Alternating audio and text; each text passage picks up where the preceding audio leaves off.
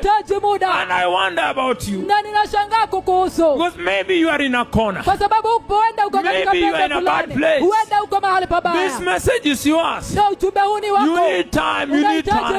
You need time with God. You need time with God. You need time to connect with God. You need time to plead with God. You need time to plead with God for mercy. I am not refusing. I agree that your marriage is in the rocks.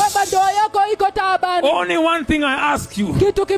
Ask for time that you may pray, that you may plead for mercy. Ask for time so that you can pray, you can intercede about your marriage, about your job. I know your job is in a bad place. What you need is time to pray.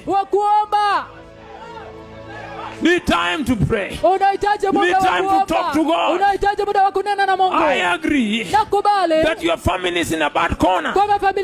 You are negotiating a bad corner. Whether it's with the courts, mahakamani, all that I agree.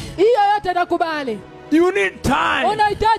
You need time to plead with Yahweh, to plead with the God of heaven.